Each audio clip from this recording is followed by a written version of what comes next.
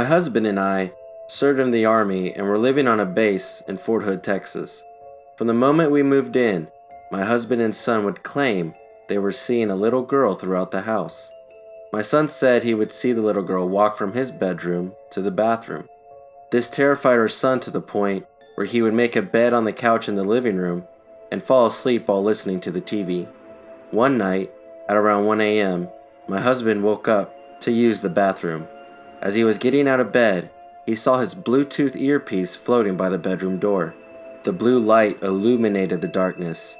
The earpiece floated for a couple of seconds and then fell to the floor. The following morning, he told me what happened, and I laughed it off and told him to stop drinking so much.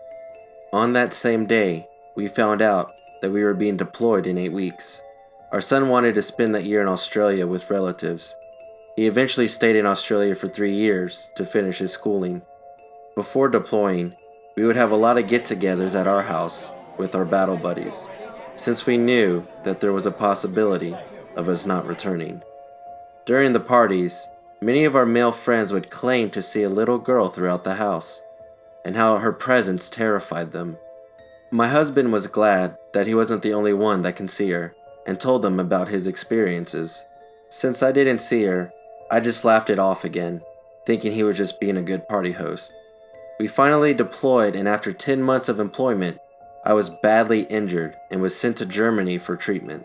While I was recovering, I got some shocking news. The doctors told me that I was pregnant. I thought I wasn't able to have kids again after giving birth to my son, so I wasn't using contraception. I was sent back home immediately after being told I was pregnant. I was home for 2 months before my husband was due back. During this time, the paranormal activity was subtle. One time, while I was talking to my husband using Yahoo Messenger, I swear I saw men wearing turbans walking in the kitchen. I told myself that I was just stressing out and that it was all in my head. As the days passed, I waited impatiently for my husband to return. I noticed that the light bulbs would burn out as soon as I would change them. I figured it was the wattage, so I bought lower watt bulbs. But this didn't change anything. They would still burn out. I also began to see apparitions at night. This terrified me since I was the only one in the house. When my husband finally returned, I thought that the paranormal activity would go away, but in fact, it only got stronger. Glasses would fly off the counter at night while we were in bed. Lights turned off and on by themselves, and our gas stove would click overnight as if someone was trying to turn it on. The list goes on and on. Once our daughter was born, the activity became more physical and aggressive. One night, our daughter woke up screaming bloody murder from her bedroom. My husband and I bolted to her room, and as my husband picked her up and put her on his shoulder, we noticed she had slap marks across her face and red rashes across her wrists. That night, she stayed in our bedroom. We set up her pack and play at the foot of our bed and slept in shifts so we could monitor her. I took the first shift, and as I was watching TV, I saw our daughter pull herself up from the pack and play. She then turned to me and stared at me like she was possessed. My own daughter terrified me. She stared at me as if she wanted to hurt me. I shook my husband awake, and as he woke up, he jumped out of the bed and grabbed her, as she continued to glare at me maliciously. As my husband picked her up, she snapped out of her trance. I will never forget my daughter's face as she stared at me. Whatever had controlled my daughter was using her like a pawn. My husband and I knew that now was the time to act.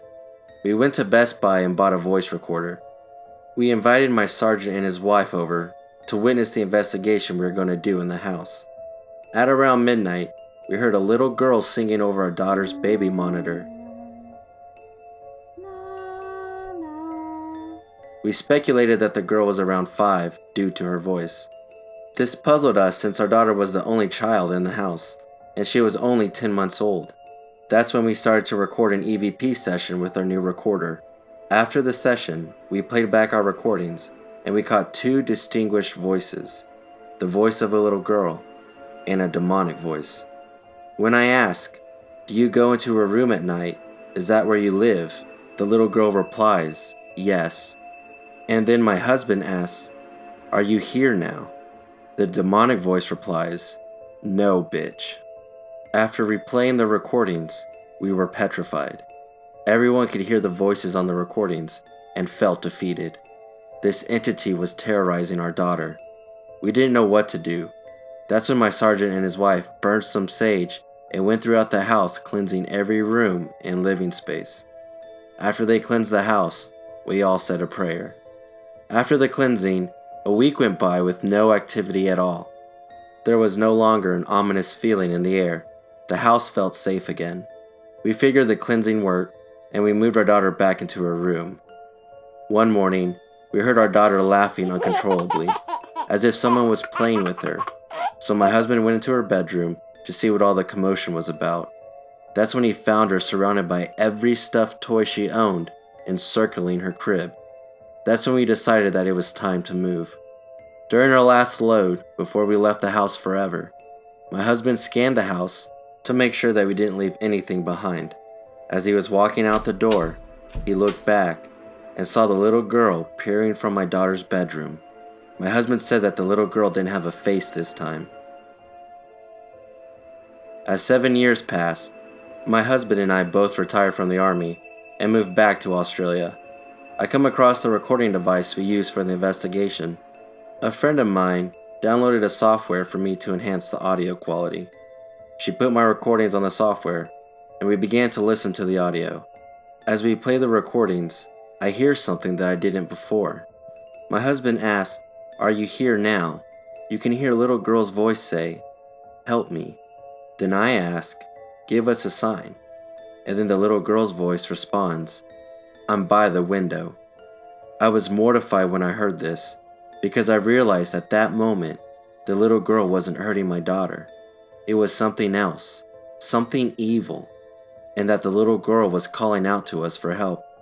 It pains me to think that the little girl is still in that house, trapped by the evil entity that was hurting my daughter. Do you go into her room at night? Is that where you live? Are you here now?